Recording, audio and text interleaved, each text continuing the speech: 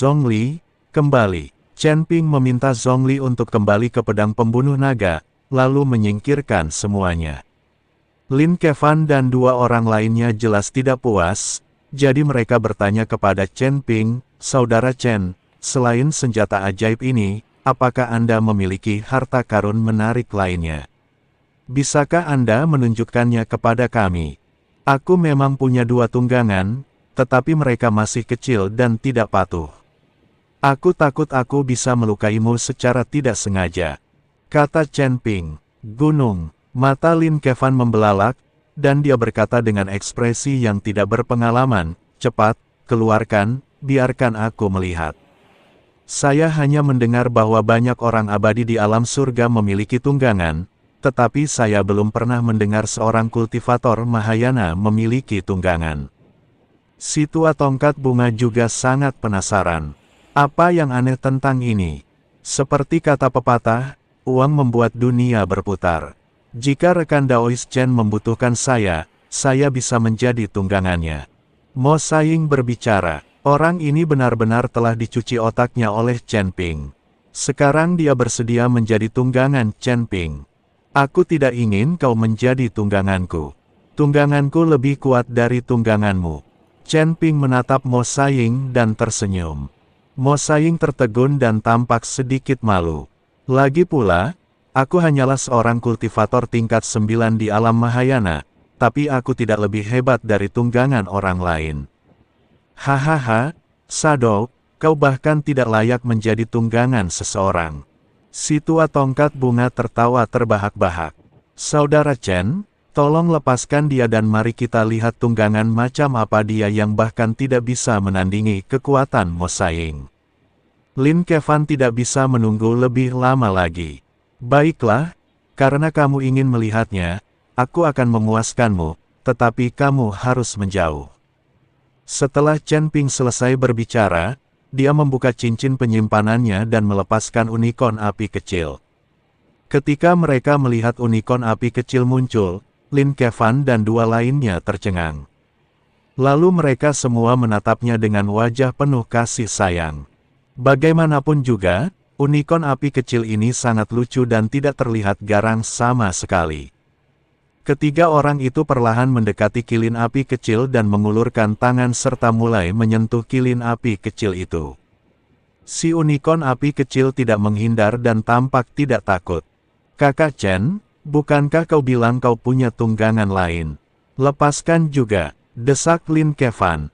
"Oh, yang satu lagi sedang tidur dan tidak suka keluar," Chen Ping berkata tergesa-gesa. Binatang kecil penelan langit itu tidak mendengarkan Chen Ping sama sekali, jadi Chen Ping tidak bisa mengendalikannya sama sekali.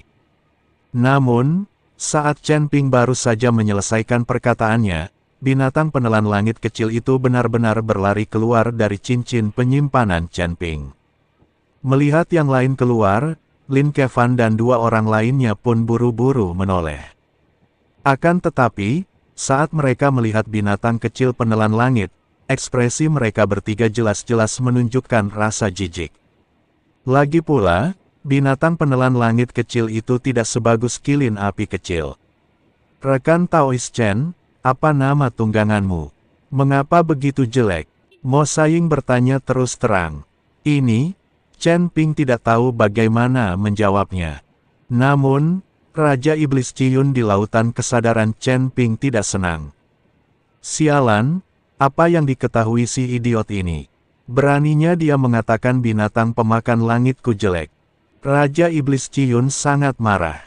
Jika dia tidak dalam wujud roh sekarang, dia pasti sudah keluar dan menghajar Mo Saiying sejak lama. Tidak apa-apa kalau jelek, tapi kedua tunggangan ini kelihatannya kecil, jadi seharusnya tidak terlalu kuat, kan? Bagaimana mungkin kekuatan Shadow tidak sebanding dengan 2 tunggangan kecil ini? Huas Hang Weng bertanya dengan bingung. "Benar sekali, tidak mungkin aku tidak bisa mengalahkan kedua bocah kecil ini." Mo Saiying tidak percaya kalau kekuatannya tidak sebaik kedua tunggangan itu yang bahkan belum menjadi binatang dewasa. "Jika kamu tidak percaya, kamu dapat mencoba meniru binatang penelan langit." Chen Ping tersenyum sedikit dan berkata, Kilin api kecil ini terlalu kecil, dan mungkin tidak sebanding dengan Mo Saiying, tapi binatang penelan langit kecil itu adalah tunggangan Raja Iblis Awan Merah, dan ia mampu menyerap segalanya dengan mulutnya yang terbuka. Aku akan melawanmu, tetapi jika aku melukai tungganganmu, tolong jangan salahkan aku, Tuan Chen. Mo Saiying mengepalkan tangannya dan berkata, jangan salahkan aku, tapi jika kamu terluka, jangan salahkan aku.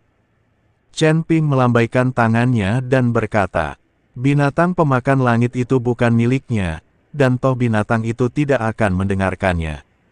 Jika benar-benar terluka, yang akan merasa sedih adalah Raja Iblis Awan Merah.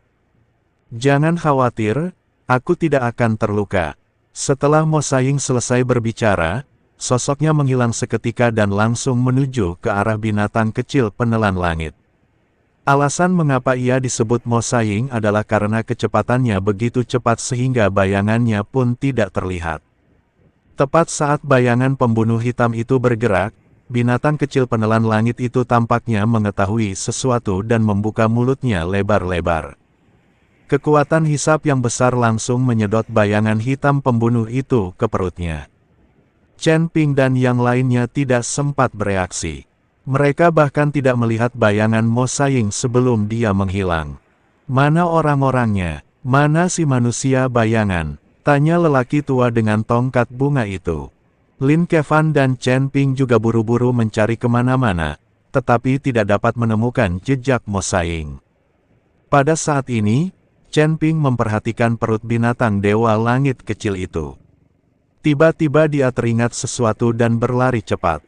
Katakan saja cepat, dia bukan orang jahat, dia temanku. Chen Ping mengguncang binatang kecil penelan langit dan berteriak keras. Binatang kecil penelan langit itu membuka mulutnya dan menyemburkan bayangan hitam pembunuh. Pada saat ini, Mo Saiying sudah setengah mati, tubuhnya dipenuhi lendir, dan dia terus batuk. Ini benar-benar mengerikan, benar-benar mengerikan. Ada ketakutan di mata Mo Saiying, yang membuat orang menjadi bodoh. Lin Kevan dan Hua Zhangweng juga tercengang. Mereka bahkan tidak melihat bagaimana Mo Saiying memasuki perut binatang penelan langit. Kamu baik-baik saja, aku sudah bilang kamu tidak bisa melakukannya, tetapi kamu bersikeras mencoba dan kamu hampir mati. Chen Ping memandang Mo Saiying dan tidak bisa menahan tawa. Lin Kevan menatap Chen Ping, matanya penuh dengan gairah, dan berkata, Saudara Chen, kamu punya dua tunggangan, sayang sekali, aku ingin tahu apakah kamu bisa. Tidak, tungganganku sudah mengenali tuannya. Chen Ping tidak menunggu Lin Kevan mengatakan apapun dan langsung menolaknya. Dia tahu orang ini berencana mengambil tunggangannya lagi. Chen Ping mengambil kembali unicorn api kecil dan binatang menelan kecil itu, melirik Mo Saiying dan berkata, cepat mandi, kalau tidak kamu akan bau. Chen Ping hanya ingin pamer dan memberitahu Lin Kevan dan dua lainnya tentang kekuatannya. Tidak mungkin dia akan memberikan semua ini begitu saja. Tidak apa-apa jika dia memberikan beberapa pil dan batu peri, tetapi dia tidak bisa memberikan harta karun apapun di tubuhnya. Setelah Chen Ping pergi, Lin Kevan dan dua orang lainnya sudah mulai memandang Chen Ping dengan mata baru.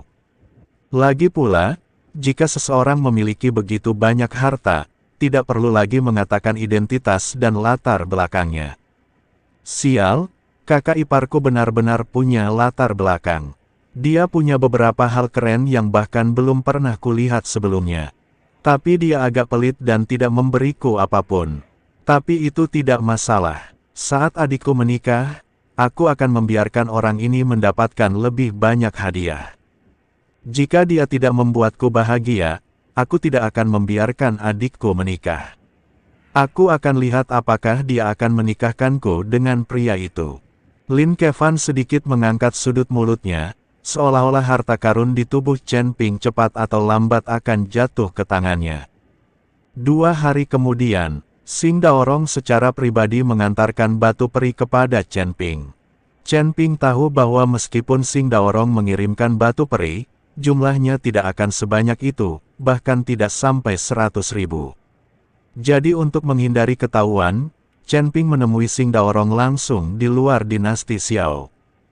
Tuan Chen, Anda meminta saya untuk mengantarkan batu peri, dan saya bergegas ke sini tanpa henti. Xing Daorong berkata dengan keringat di dahinya. Orang ini tidak memiliki pesawat udara dan hanya bisa mengandalkan kekuatan spiritualnya sendiri untuk terbang. Untuk terbang sejauh itu, konsumsinya juga sangat besar. Terima kasih atas kerja kerasmu. Chen Ping mengambil tas penyimpanan dan bertanya, ada berapa banyak batu peri di dalamnya? 100.000, kata Xing Daorong. 100.000, Chen Ping menggigil, sial, dari mana datangnya begitu banyak batu peri?